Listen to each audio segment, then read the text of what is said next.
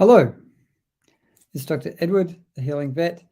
I'm here for this first live show for 2023. Can you believe it's almost halfway through January already? So today I'm really going to dig into talking about busting the alpha myth. So there's this really sort of common idea when you get into the world of dogs and humans and training and all of that sort of thing, that you have to be the alpha to make sure that your dog's a good dog and that your dog's a happy dog and your dog does what it's told when it's told. Now, the whole concept of the alpha is based on deeply flawed research from many years ago, where there was a fellow who studied a group of wolves that were contained within an enclosure.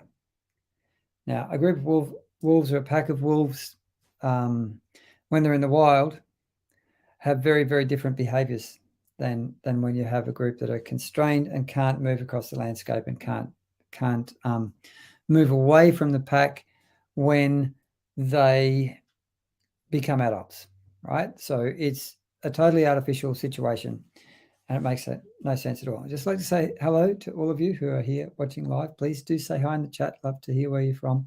Likewise, if you're watching on the replay, like the page, follow me on YouTube.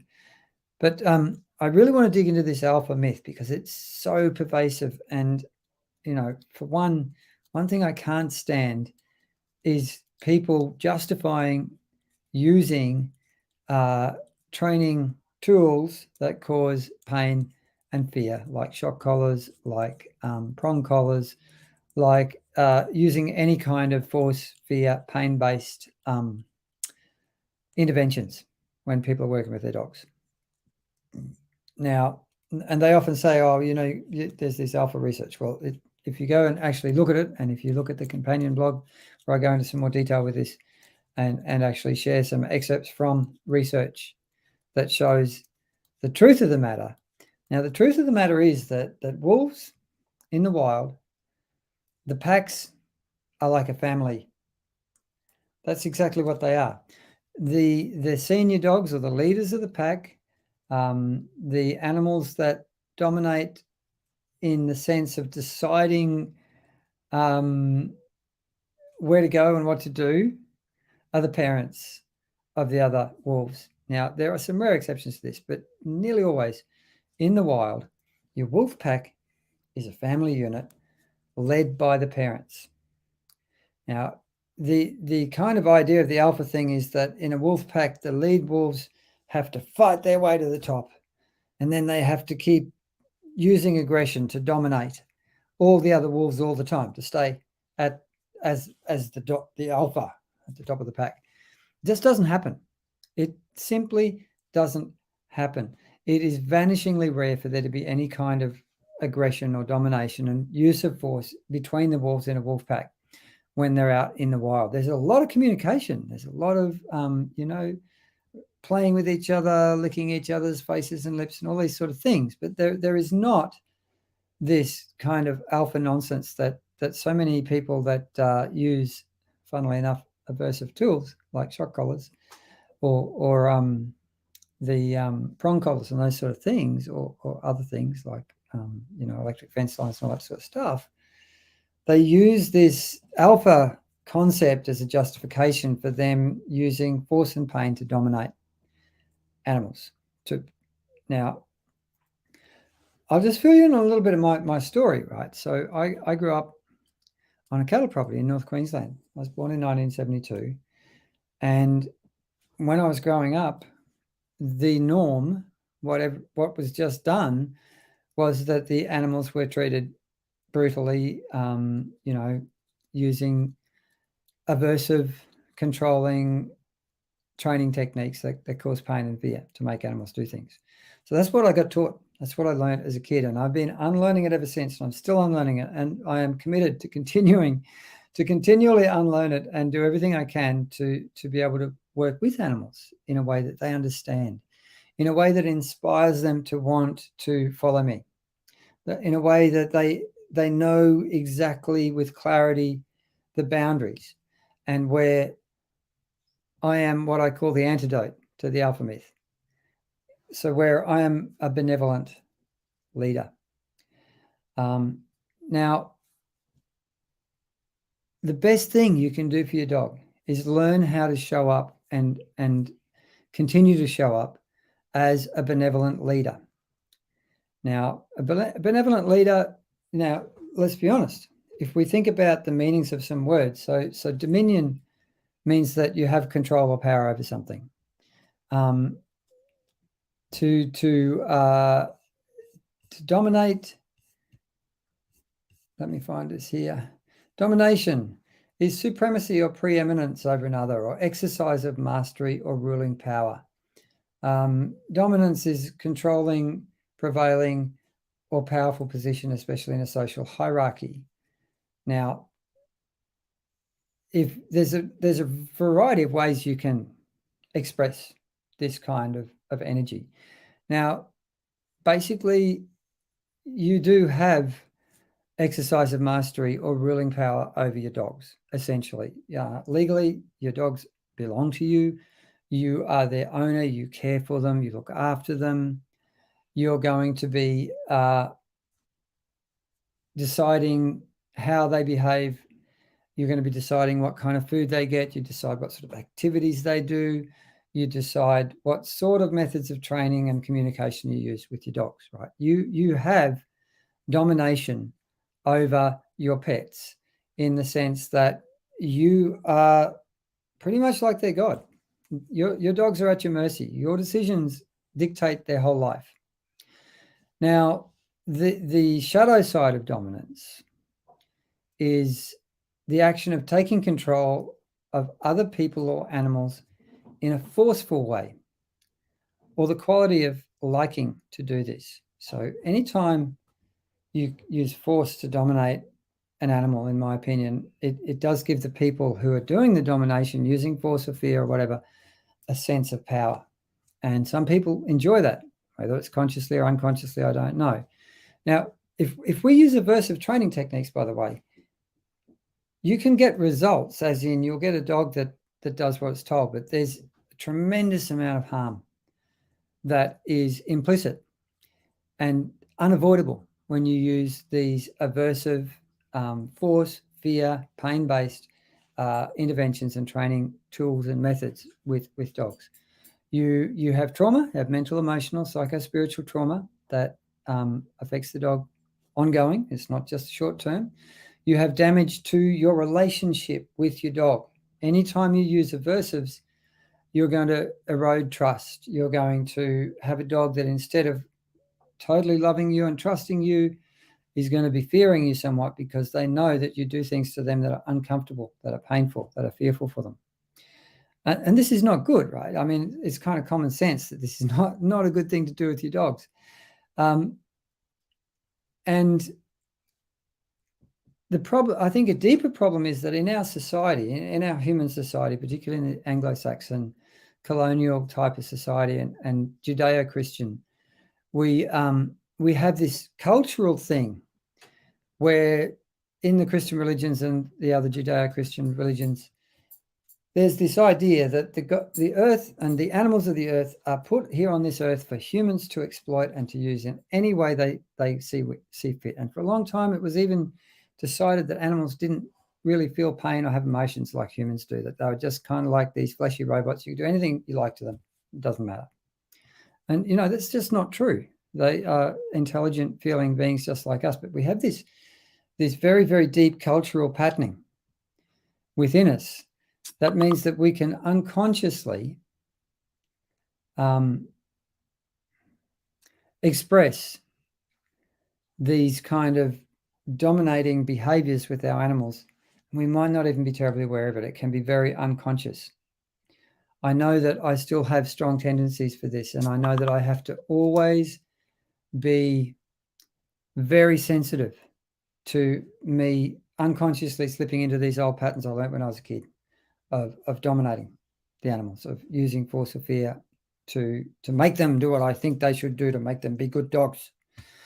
So it's something that is like a shadow, and it's a cultural shadow too. There's stuff that we want to hide, suppress, deny, all that sort of thing. So it is a very real and very potentially harmful problem to use with your pets. So number one, there is no such thing as this kind of alpha idea with dogs in packs. You do not ever need to dominate your dogs. In fact, you will get results. Aversives, you can train dogs to do anything you like with aversives, but you'll get a dog who is traumatized. You get a dog who you have destroyed your relationship with them to at least some extent. And often these dogs, they might be very, very good dogs, but they're like a little furry slave in it, that they do everything they're told straight away because they're afraid to do anything else or be themselves and have any freedom of self-expression. Now, my antidote to this is what I call learning how to become and show up as a benevolent leader for your dogs. Now, this should be almost universally true, but I'm hoping that you're the most mature, sensible, and intelligent member of your family, or at least more mature and intelligent than your dogs. Now, seeing as our dogs have a kind of a mental, emotional intelligence or IQ of about a human toddler, if you're an adult human, you are more intelligent than your dogs, and you need to really step up and be the leader, but not be probably all of us have had a boss who is dominating and controlling and abusive and awful, and you don't like working for them. You're not inspired. You do your job, but it's like, grudging. I'll just do what I have to and nothing more, right? Then you might have worked for a boss who they see the best in you and they encourage you and they care for you and they look after you, and you're just inspired to give beyond your best. Now, that's what a benevolent leader is, and that's what you can become for and with your dogs, right? Is that you can learn how to show up, how to create clear and healthy boundaries around behavior, around your personal space with your dogs. And then you have to make sure that the dogs respect the boundaries that you've created. Now, I just avoided the word enforce because I thought we don't want to use that word, but you need to find a way, a gentle, kind way to earn your dog's respect and to inspire them to want to do what you're asking to do with them. Now, this takes a lot more work than getting a shock collar and zapping them every time they do something you don't like. It just does. And I've seen some dogs that have ended up with really severe anxiety and trauma after having people, so-called balanced trainers, which is often a short code for, we use shock collars and things that hurt your dog and zap your dog, but we don't want to come right out and say it. I've seen dogs that have had anxiety triggered and severely worsened by these kinds of interventions and people using them with them. So there is serious, serious harm that happens with this. Now, but being a benevolent leader, well, you know what? It's kind of hard work because our dogs are very intelligent, especially emotionally intelligent. They read our body language far better than we read other people's body language a lot of the time. And our dogs will use emotional pressure to manipulate us into giving them what they want, right? So you've got to be, if there's one thing that I teach people who come in to see me in my practice and they've got some kind of behavior problem, I say to people, look, one of the first things I need you to start doing is, in a kind way, being more determined than your dog, no matter what it takes. Got to be more determined than your dog, and you've got to be consistently more determined than your dog. Now, a lot of people, it's like, oh, really? Do I have to? Oh, it's just too hard. My dog just keeps hassling me until I give them what they want. That's not healthy for your dog. Now, once you've worked out that being more determined than your dog is important, then boundaries, and particularly teaching your dog to respect your personal space and having a conversation and being able to say to your dog, well, out. I'd like you to stay outside of my personal bubble for now. Out. Thank you. Now, hardly anyone does this, in my experience. Most people, their dogs come in and jump all over them whenever they like. The dog decides when they jump on the person. There's nothing to have a conversation about it. Now, there's a couple of reasons why this is not the best thing for your dog. Number one, You're reinforcing behavior that at best is undesirable and at worst can cause harm. You know, if your dog is off lead or someone comes to visit, your dog could jump up on them and knock them down, hurt them, or frighten them if they're a little kid. So that kind of having no boundaries. Now, you know that you have the very controlling, very dominating type way of treating animals or humans. There's kind of an opposite shadow to that, the opposite side of the spectrum, where you just have no boundaries and you let your dog do whatever the hell it likes whenever it likes. If it's hungry, you give it food. Doesn't matter if it's 20 kilos overweight, looks at you and it's hungry, you give it more food. You can see both of these spectrums both ends of this spectrum are really unhealthy for the dog. So that's another thing. Boundaries around personal space are one of the fundamental things I teach people when they bring their dogs in, just teaching them an out command and teaching them to stay out until they've really respected that command, stop pushing to come in and relaxed and respected what you're doing. This alone can make such a beautiful difference to the dynamics and to the relationship of the family with the animals in that matrix. It can be incredibly interesting. So there's also other leadership games you can play with your dogs. Yielding to pressure is a really good one. The umbilical method, where you have an hour or two, 1 or 2 days a week at a time when you're home, where you put the dog on the lead and you kind of basically tie the lead onto your belt loop, and the dog has to go with you and do everything you're doing for an hour or two. And, often the dog will get frustrated about this. Well, you know what? Just let them work through it. Let them regulate their own way through the frustration, because this is positioning you as the leader. The dog, you're leading, you're going over here. The dog has to come because they're attached to you. You want to sit down here and read a book for 10 to 15 minutes? The dog's got to sit here. I know, sorry, you can't go and get your toy right now. You're hanging out with me because you're on the lead. So there's these games you can play, these simple things that are non-violent. Now, you're going to have to deal with your dog's frustration. If they start pouring at you and annoying you or mouthing, it's no, out. Sit, stay, be good. So it takes a lot of focus and attention to become a benevolent leader.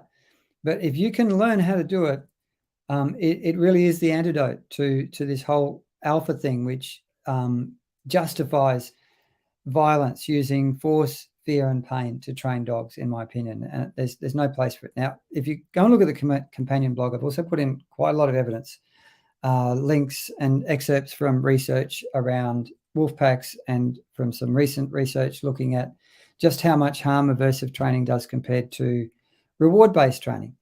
Now, just quickly too, to talk about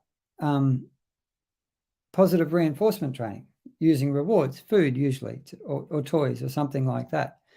Now, positive reinforcement training is fantastic, but I also really strongly believe that you should spend at least a reasonable percentage of time, maybe 10, 20% of the time when you're training a new puppy or a dog, and sometime all ongoing every week, where you interact with the dog, no treats, no bribes, because they are kind of bribes in a way.